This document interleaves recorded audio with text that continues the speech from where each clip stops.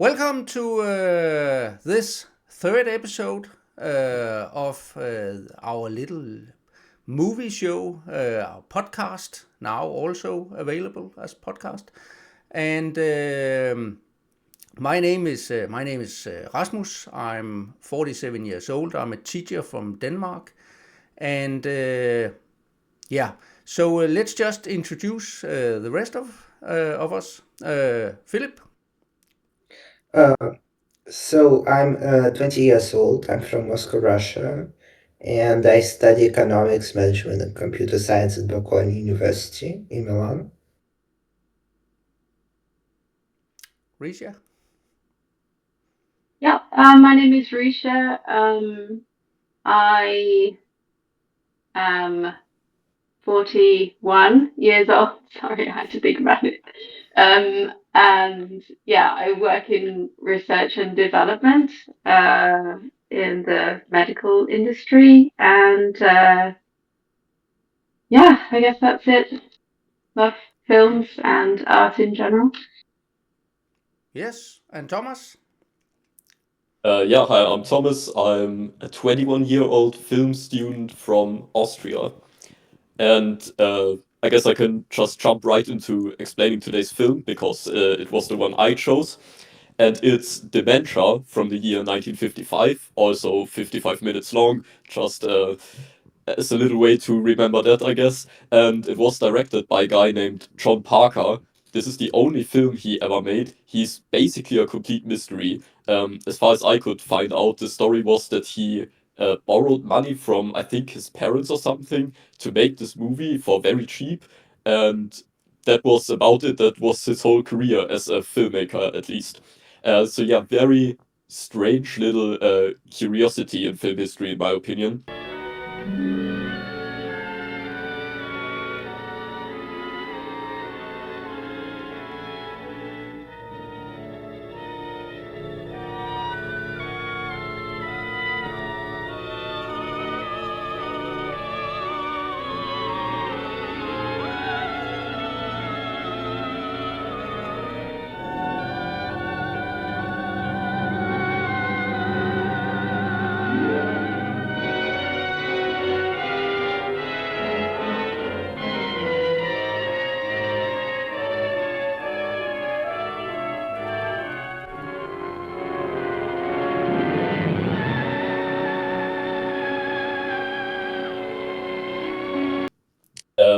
Because what is this film about?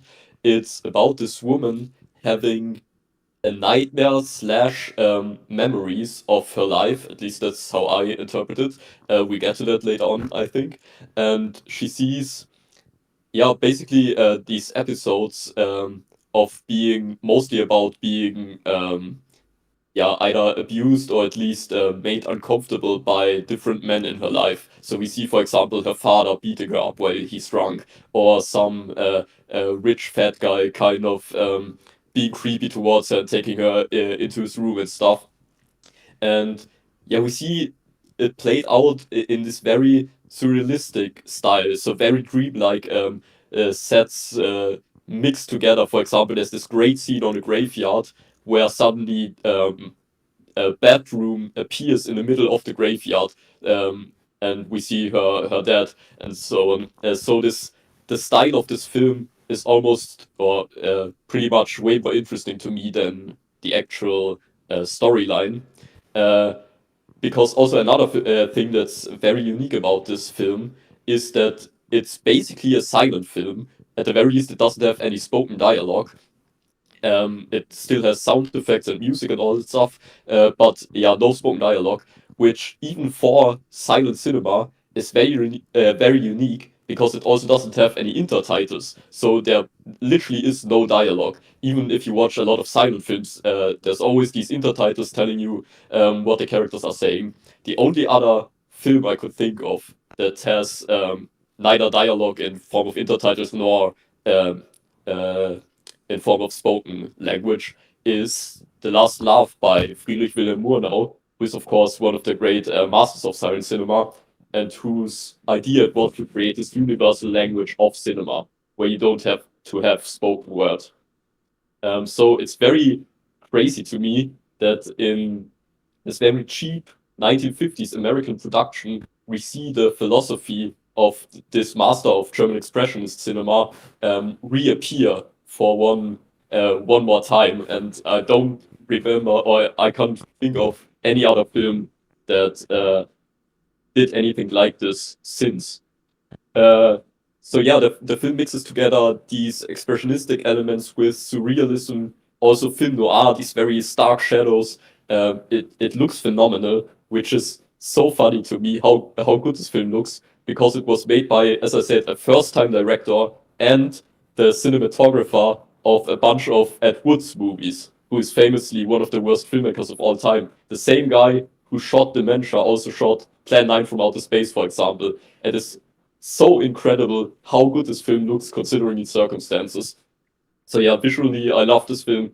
I also love the weird atmosphere. It's really a mood piece horror film. There isn't a lot of truly horrific stuff happening on screen, but just the atmosphere it creates, very nightmarish. So yeah, I absolutely adore this film, and the reason why I chose this one was, funnily enough, because it was the last film I watched before I saw your post asking for potential members of this movie podcast thing. And I was just still so blown away by watching this film that I was like, yeah, I definitely want to talk about Dementia. So now I'm really interested in hearing how you guys like the film, because it's not a very well-known film. It has a bit of a cult status, I guess, but it's not like a film that's talked about very much. So yeah, please. The first time I watched, I was trying to understand the plot, and it didn't fall right into, a holistic structure. So at first watch, I found it a little bit weird. An interesting movie, of course, because it's silent, black and white. The musical score is very interesting. But yesterday, when I was rewatching it, I tried to write down all the things that happen so that I could actually figure out the plot. And once I was able to figure out what was happening, like what this movie is about, I kind of appreciate it. I think it's a very interesting, weird movie. I think the fact that it's silent, black and white, and also horror, as I understand, in 1950s, 1940s, 1960s, horrors were usually like B-movie, like movies that were supposed to be as a second part of a double bill, made very cheaply. It was also made very cheaply, but I think there were a lot of artistic innovations, not innovations per se, but interesting stuff. So yeah, I guess I liked it. Yeah, I had an interesting viewing experience. And then after I guess I go into each film, with this kind of worry in the back of my mind that I won't have anything to say about it. But I found this film very thought provoking. I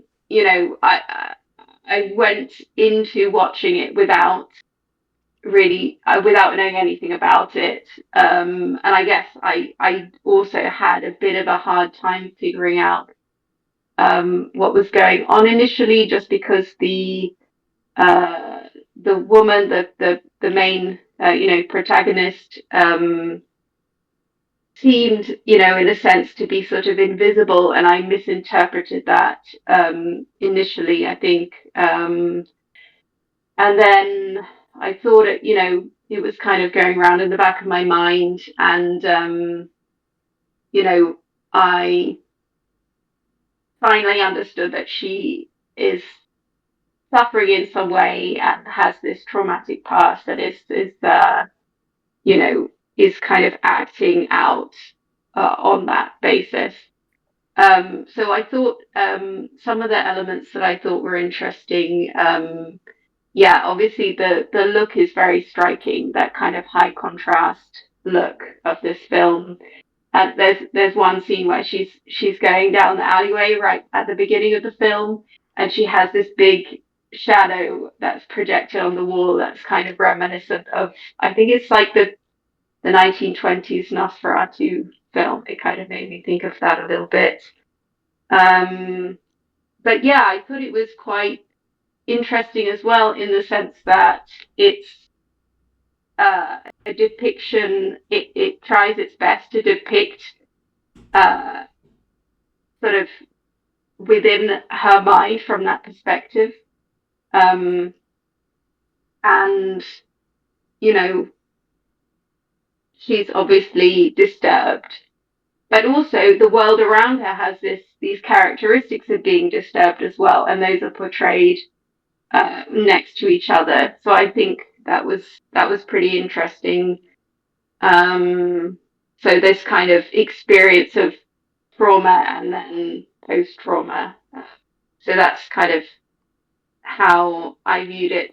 And the music as well. I don't know how long I've been talking. I don't want to talk for ages, but the music was really interesting, and I found the use of that repeated vocal motif quite interesting, and there was a lot of tempo changes to kind of depict changes in, I guess, like levels of anguish or anxiety. I thought that was pretty cool as well. Okay, I'll stop here and see what you have to say. I started.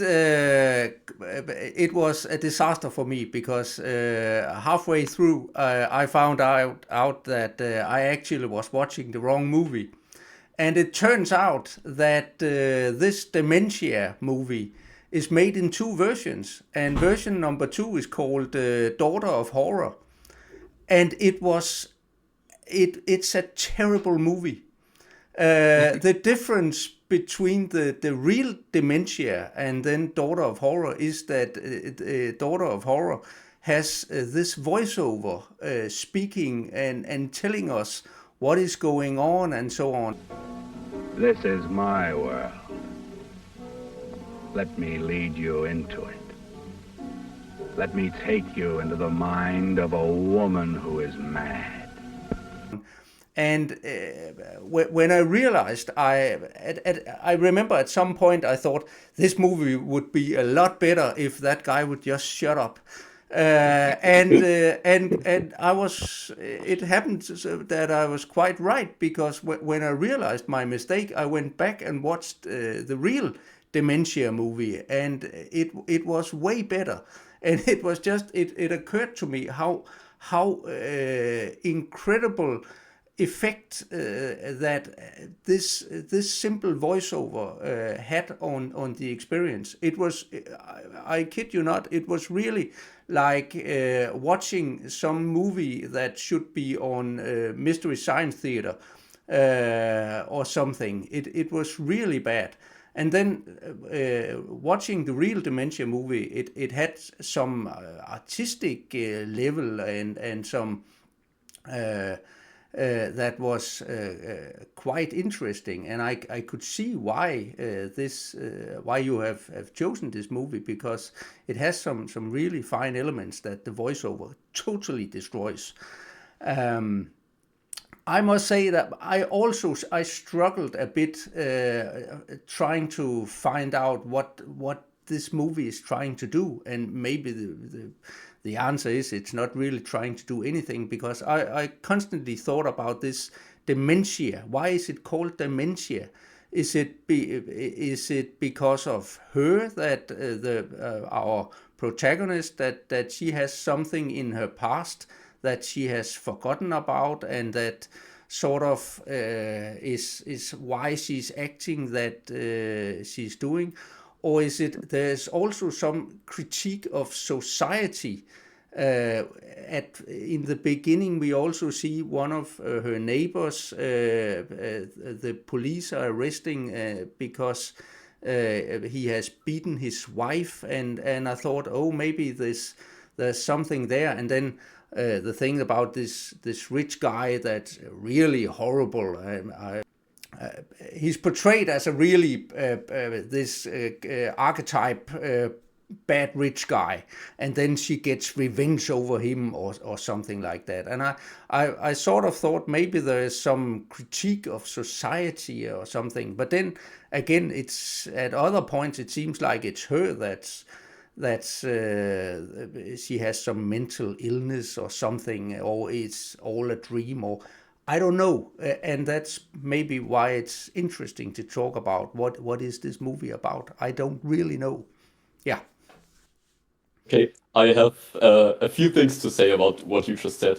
First of all, I think it's great that you accidentally watched the wrong version. I think it's really funny to have someone experience the film like this the first time they watch it, just to have the contrast. Because also, I explicitly sent in a link where to watch the film, and it was, of course, the real version without the voiceover. So you didn't listen to me, so that's why you suffered. No, I'm kidding, of course. But Oh, you I are think it's very absolutely funny. right. Another thing that, or maybe first of all, let's talk about the history of the Daughter of Horror version, because it's also very interesting. And to its credit, probably one of the main reasons why the movie is even known today. So basically, the original release, as far as I understand it, wasn't much of a success. So some Hollywood producer who produced very cheap, as you said, Philip, like B-movie horror stuff, bought the rights. Probably thought, oh, this is way too complicated, no one will understand it. So he added this stupid voiceover, and he re-released it to at least some success, I think. But its most famous appearance is actually in the original Blob movie with Steve McQueen, where there's this very famous scene where the Blob attacks a movie theater, and the film they're watching is Daughter of Horror, and that's where most people first come in contact with this film. So at least we have to thank this version for making the film more popular, I think. Another thing that Daughter of Horror changes, which I think is the greatest loss, is the incredible text scroll at the beginning of the movie. Um, in the original version, we have this text that's basically it's so wholesome, really. It's basically saying, "Yeah, I really like Dementia, but you have to form your own opinions because art is subjective, and I hope you enjoy this film." And it's really sweet and so strange to have this at the beginning of the movie. But what makes it even funnier, or even better in my opinion, is that there are certain words where it says next to it italicized. I hope I'm pronouncing it correctly. Basically, italicized. That's the word I was looking for, right? So telling whoever prints this text on film to highlight certain words, but they didn't understand it and they just wrote the italicized next to it. I hope I'm explaining this correctly. Maybe in the editing you can show the text scroll. It's so funny. I laughed out loud when I first watched this film, and that's also missing from Daughter of Horror. So to more come to the more substantial part of what you said, what is this film about? I think it's very similar in a sense, or really surprisingly similar to an episode of the Netflix TV show BoJack Horseman. If any of you have seen it, it's a really great show, and there's one episode where an elderly character is reliving parts of her life through her dementia. So we see both what is actually happening in real time, and also mixed in her dreams or memories from her dementia. And it reminded me so much of this film, and I really think that's what it is in its core. It's a mix of traumatic memories and a dream, I guess. So all these memories mixed together without logic or reason, really. The only thing holding it together, of course, being her as a character. Um, but it is interesting that in pretty much all of the memories, as far as I can remember, there is oppression from a man towards a woman. Like in the beginning, as you pointed out, where we see police knock at someone's door and we see this woman all bruised up and her husband standing next to her. And what I really love about the way the film handles it, pun intended, is later on, our protagonist pushes this fat guy we already talked about out of the window and then cuts off his hand, and she gives her hand to a flower girl selling flowers, who we see earlier also being kind of harassed by some guy. And I think that's such a strangely beautiful sentiment, like this cut off hand of the oppressor as a symbol of liberation to give from one woman to another. Like to say, I've done it. I've freed myself from the oppression. Of course, the hand as a symbol of oppression, very popular in art in general, and laying it into the flowers as the symbolic, um, uh, yeah, act of liberty, I thought was really beautiful. I don't know if if that's the way you guys interpreted it as well, but at least that's what I got from it. I read in Wikipedia that basically the idea for the film came from the secretary of the director who plays the Gavin, so like the lead actress in this film. And I when I watched, I thought it was very oniric. So like all we see is basically a dream. Sometimes a dream inside the dream, like this scene in this cemetery, and probably since the idea came from the woman, I think it's logical to assume that it is about the oppression of women by men. So probably you're right, but I also think like there was some things that I found like weird, like this newspaper following her around, this whole scene where she cuts off her hand, the hand of this man. She was surrounded by a man, and at first I thought this was black man, but then I think I understood that this was actually people with no faces, and also this person with no face was the one who was guiding her through the cemetery, and I found this very, very weird.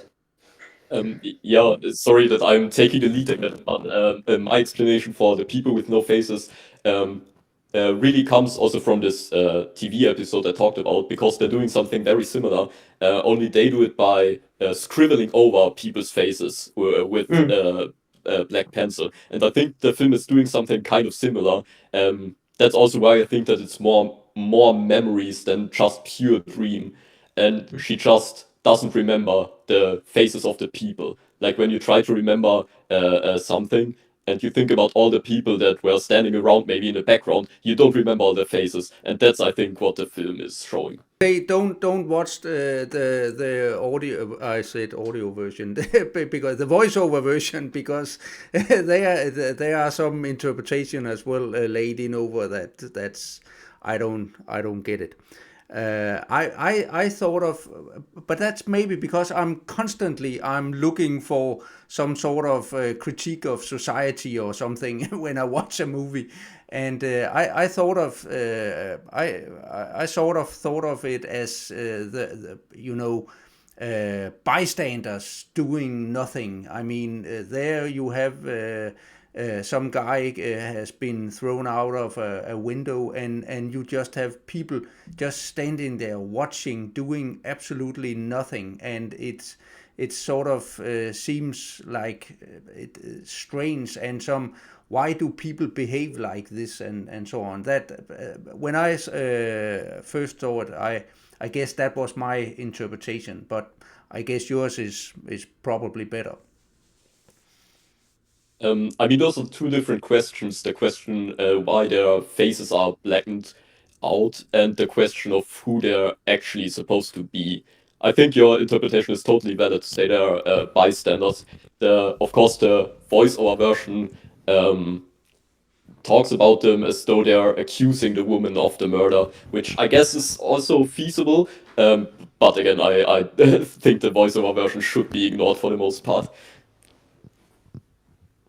I can say something maybe about the name of the film because I was thinking about this and I had a look because just considering the era that this film comes from, I was wondering whether dementia was the word dementia was used in a different way. I wasn't able to find exactly when the use, because if we think about like it in terms of Latin, it just means, I guess, like out of mind. Um, so I know at least, at the turn of the last century, it was used in more of a general sense, whereas today we use dementia to talk about age-related diseases. But actually, in the medical community today, I think dementia is kind of frowned upon a little bit, because it's not very specific and it's old-fashioned and it's maybe perceived to be a little bit vulgar. So yeah, I think that's maybe it could be that in the 50s dementia was used in this more general, not age specific way to mean someone sort of losing touch with their mind kind of thing. And that's I guess that kind of guided my viewing quite a lot. And it made me think, there's some part of the film where she's dissociating, and this whole like this triggered off this comparison with films like Lost Highway. Sorry to mention David Lynch, but it just popped in my mind. Also, I think because of the kind of noirish kind of vibe, which he seems to like a lot. But I don't really like the way that I feel like concepts like dissociation, or dissociative identity, or split personality type of concepts are used so heavily in films to kind of to create something of interest, when actually in real life it's they're not kind of realistic depictions, I suppose. But yeah, but I do. Yeah, I think actually David Lynch is probably someone who does it well in terms of again what I feel this film is doing, which is portraying that what it would be like to experience that kind of thing. I had another thing that, and it was something that Philip mentioned, that we have this newspaper constantly flowing around with the words that some I can't remember exactly what it says, but it states that there are some murders going on, people getting stabbed, and she has this knife in her drawer, and she uses it later on, and we get this sensation that she is sort of the criminal here.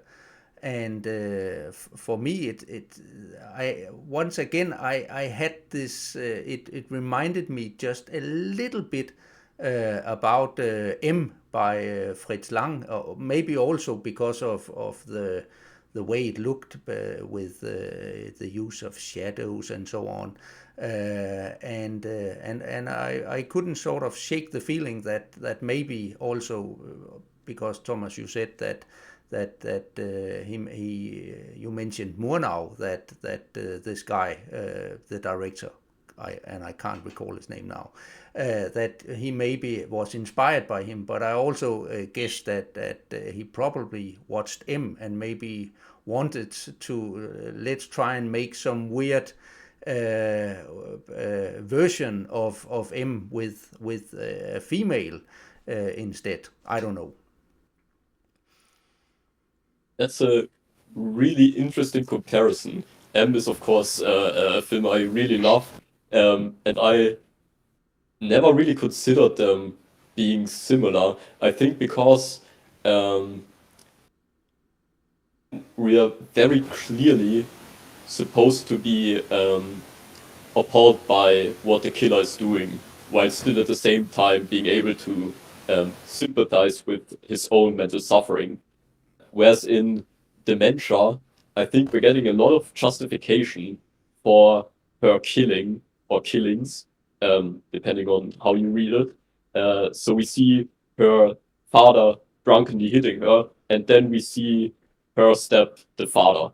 And it's sort of this quote unquote justified, as I already mentioned, freedom from oppression in a sense. So, like, it's really more a revolutionary idea than a personal murder spree or something. But is there a murder spree? Because I don't know, like this whole movie looks like a bad dream. So like she stabs her father, who's also a policeman, but he walks, and she also stabs this rich man. But right after he falls, we see him right behind her, and then we see him right in the end looking at her. Did she actually stab one, or was it just bad dream?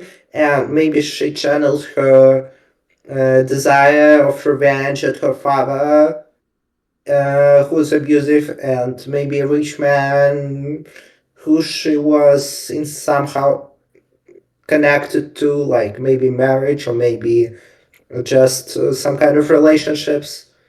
Mm. So she, like, I think the film is ambiguous about whether she's actually a murderer.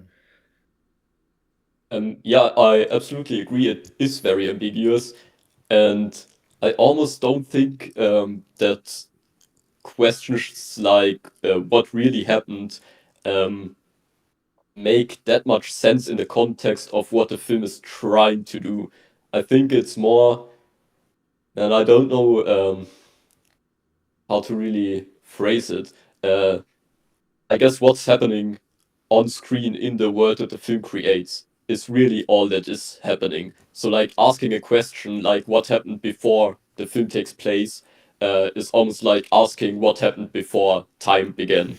It's kind of a nonsensical question in a sense, and not to say that it's not worth thinking about or that I don't agree with the sentiment behind them, but I just don't think there is it even possible to answer.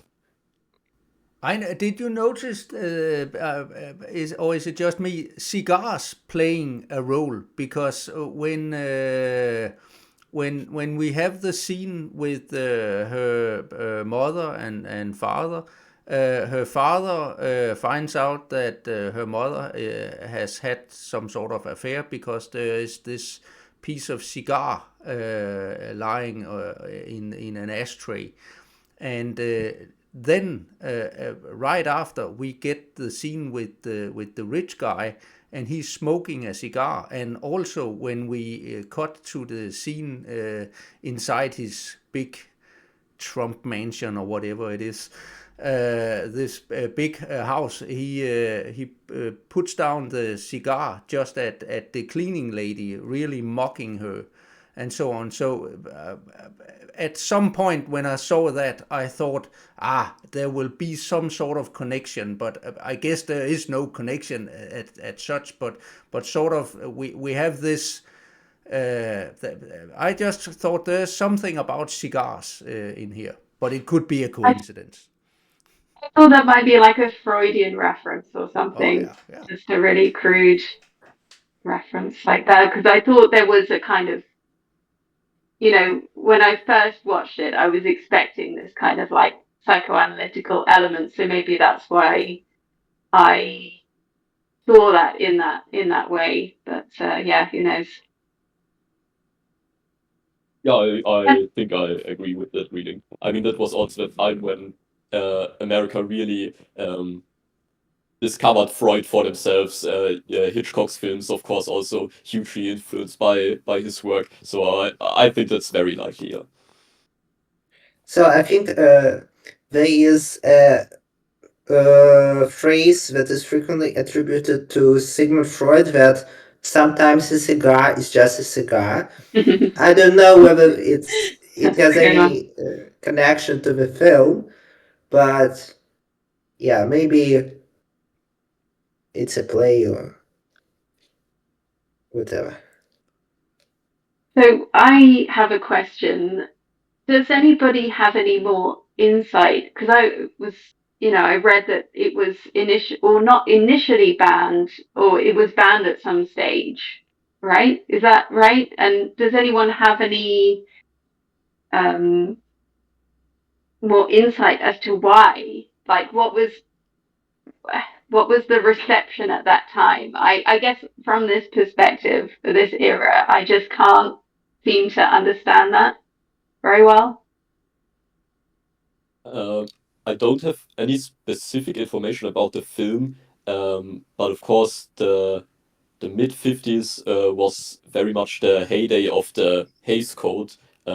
For maybe our viewers who are not familiar, basically from 1934 to about the late 60s, there was this production code that was enforced in the US that was very strict on what you could show on film. If you watch films from the early 30s, you have stuff like the original Scarface, where we have these mass shootings and blood and so on, and uh, uh, gangsters being anti-heroes. And then if you watch films from like the 40s and 50s, where this film is from, it's usually a lot tamer. And part of the code was that whenever crime is depicted, it has to be quote unquote tasteful, or like the murderer has to get justice and so on. And maybe I could imagine something like that being an issue in this film, especially because it's not very clear what's really happening. But I don't know for sure. That would be my best guess. So, according to Wikipedia, it was briefly released in 1953, but then it was banned by New York State Film Board, which deemed it inhuman, indecent, and the quintessence of gruesomeness. And only 2 years later, it was re-released in New York City with 4 edits, which were demanded by censors, and it was paired as a double feature with another 50-minute film, Picasso. So basically, I think it's even worse that it wasn't actual some kind of censorship which was voluntary. It was actual state censorship. Hmm. And then there was probably some edits, maybe. So we don't actually see the original 1953 version of the film. I don't think it would be radically something different, but still, yeah. Luckily, Very since interesting, yeah. 1968, there's no censorship in the United States, and they were more free in what they can and portray. I just thought it was funny that when they really wanted to depict this sort of underground place, and then what do we see? We see some sweaty guys drinking beer, looking at pin-up pictures, and playing jazz music. This is real. That's what they imagined as being. This is really the depraved ones down in the cellar or basement. Now you mentioned, just to go back, because I would also like that we could talk some more about sort of the cinematography, because you mentioned that the guy doing the camera work also made some Ed Wood movies and so on. Actually, there were several places where I really thought it was great. One of the moments, and I'm also not quite sure if it actually had a bigger meaning, but when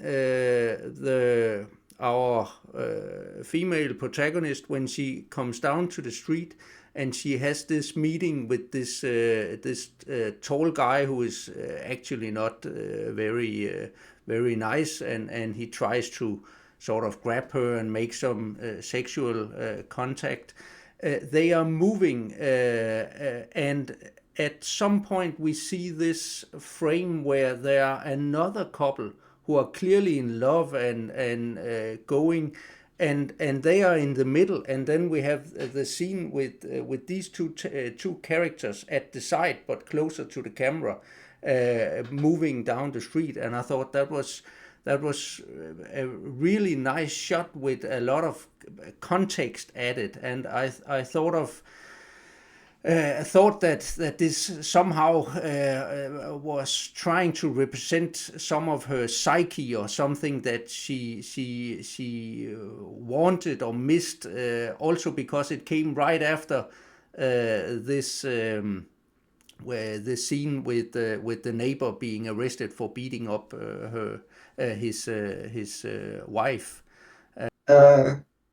Yeah, I also like cinematography, especially, I think, mm, the scenes in which she walks and her shadows, her shadow changes on the building, and this scene with this, and actually the final scene where we have the montage cut of um, hands that try to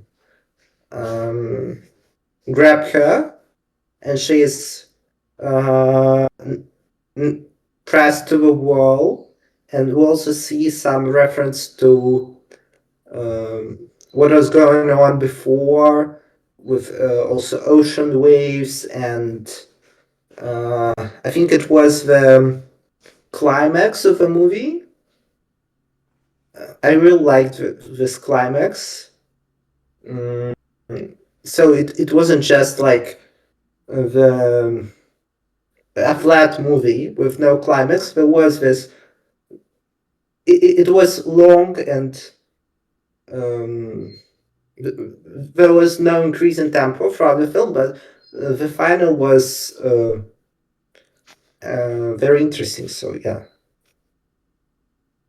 Just to comment on what you just said, Rasmus, I did also get the sense that she was like struggling with her sense of femininity. I don't know, when you mentioned the scene with the in the alleyway with the couple in the background, um, it made me remember that she's quite sort of androgynous compared to some of the other women in the movie, and I just got this sense that like the trauma was kind of associated maybe for her with like feminine identity, or this sort of idea of what femininity should be, I suppose.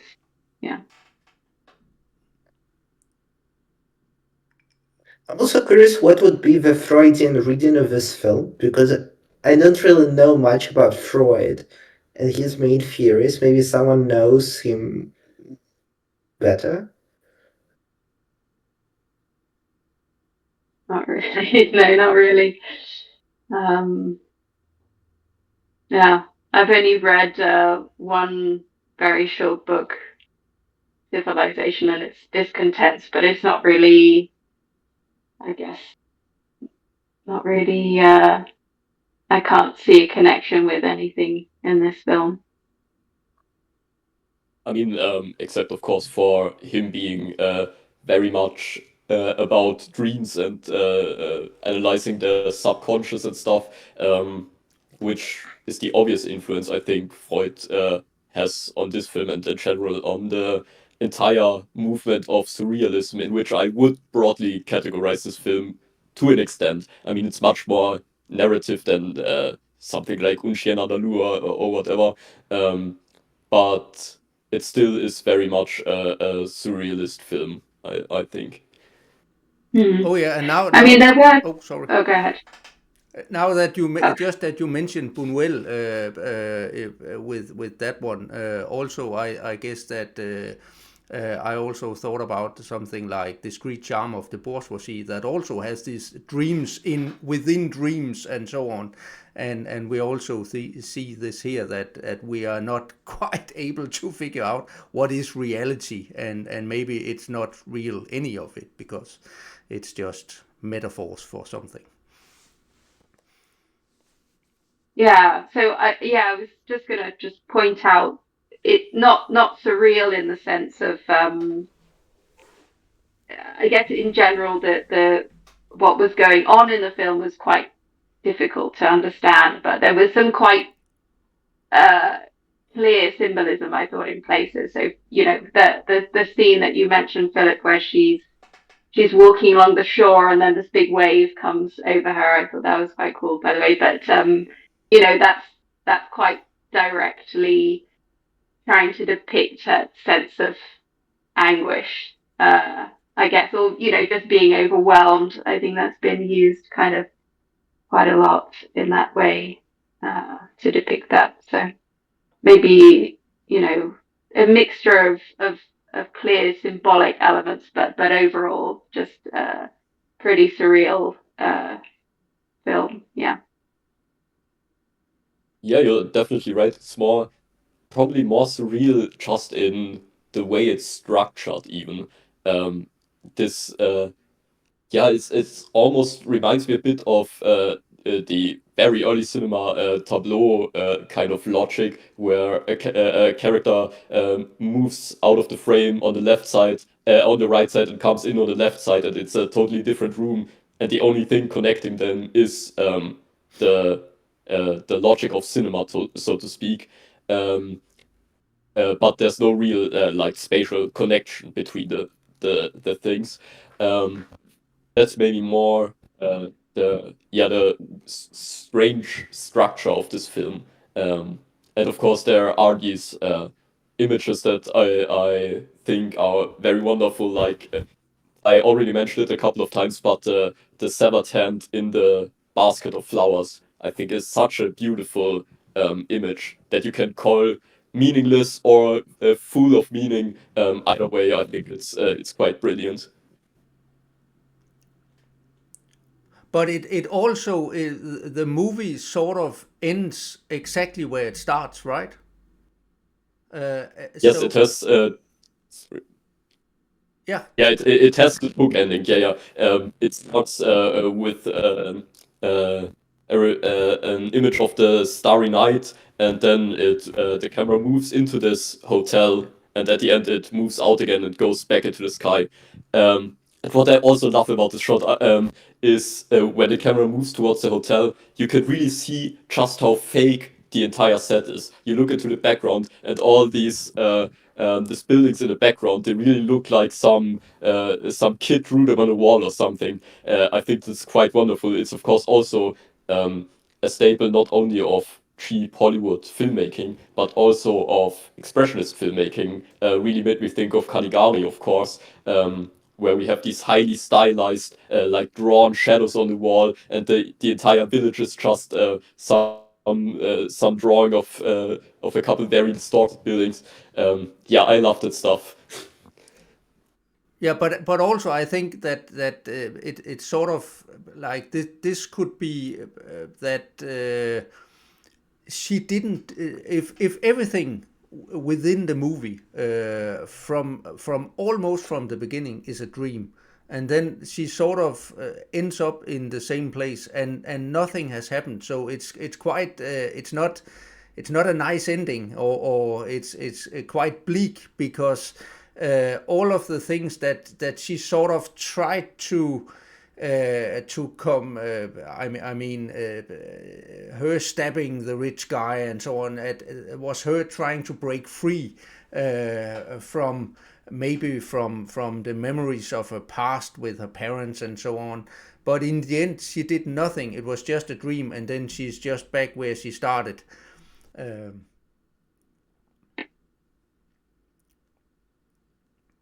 Yeah, that's definitely a valid interpretation. Um, I think because of the strange nature of this film, you can interpret it in many different ways. You could easily say that if the ending takes place at a completely different time than the beginning. Of course, the visual parallels make it seem like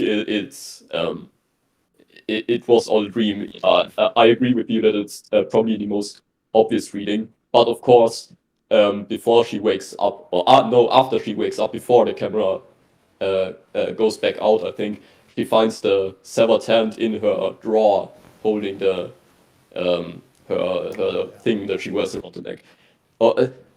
I mean, now that I'm saying it out loud, I'm not sure if this probably happens before she wakes up. I would assume. But either way, I think it's again impossible to make a definitive statement about what happened. Yeah, I also would like to support the hypothesis that it's all a dream, including her waking up, because I think the first shot of the film was the shot of a skyscraper at night outside, and we see this bedroom. I mean, through the window, and the final shot was also this. So basically, maybe it's just a setting, and uh, you know everything that's between these shots of the city and this bedroom window is all a dream. But I don't know. It's Of course it's impossible to say definitely, especially since there's no like explanation provided by the director of the film or the lead actress or whatever. Yeah, I actually just opened up the film and watched the beginning and the ending again, just the shots, and there is a different great that we are pointing it out here because I didn't even notice that. But in the opening shot, it zooms the camera moves into the window, and we see her sleeping, right? And then Mhm. we have the stream about the waves, and then she wakes up. In the ending, we are back in the room. She wakes up. She goes to her drawer, opens it, sees the severed hand, and then she's standing there.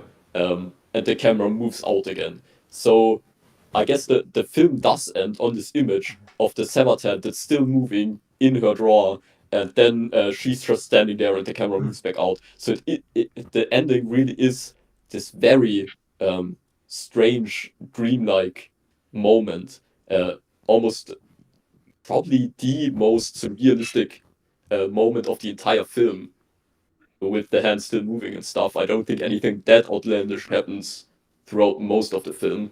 Um, yeah, it's very interesting. I'm not sure what to make of it. You you really did stump me with that.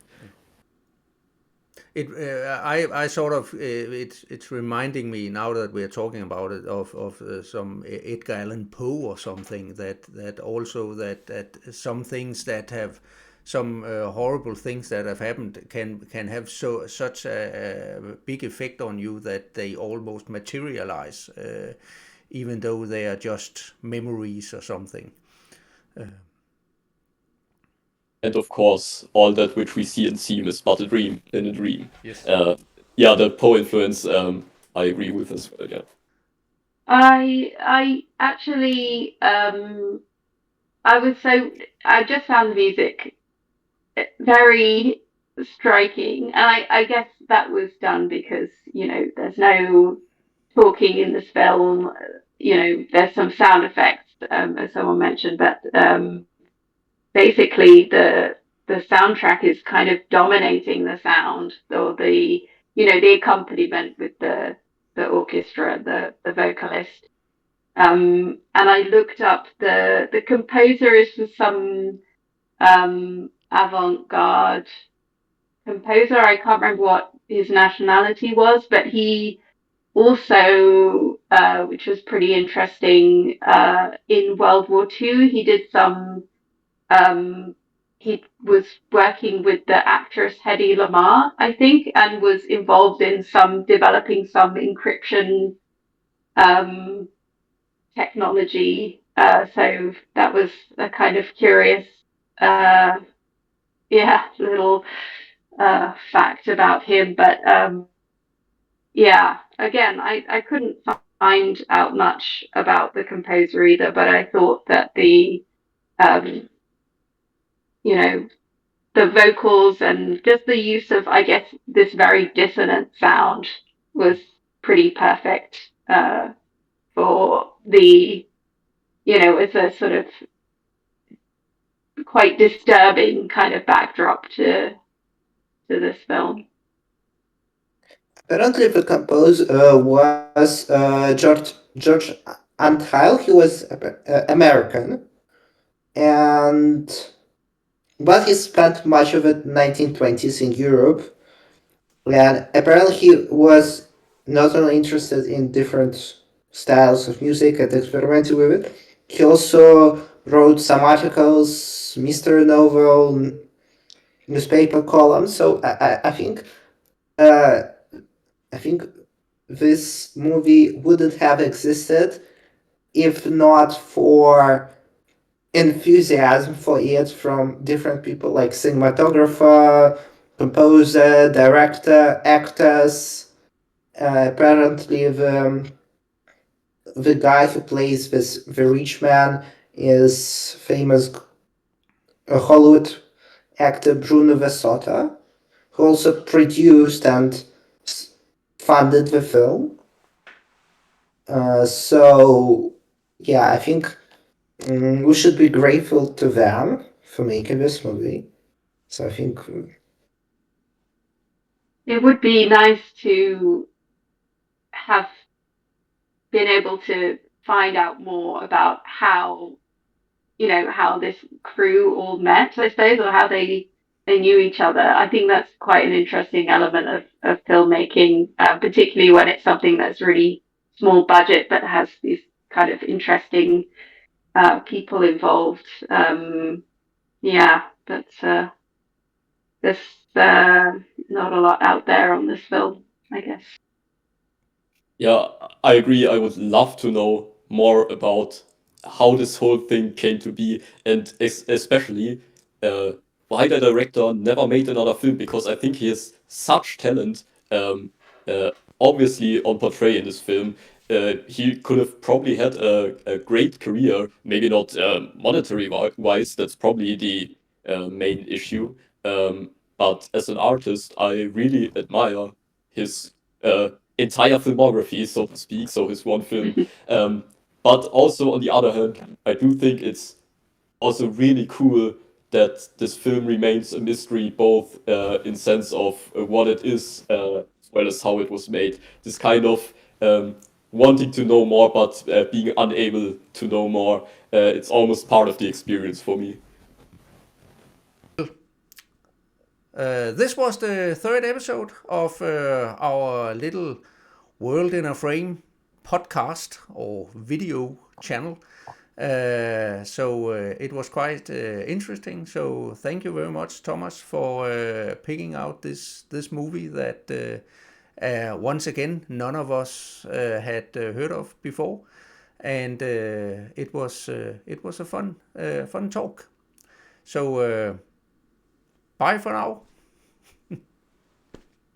Bye. bye. Yeah, thanks everyone. Bye. Yeah, thank you for watching us.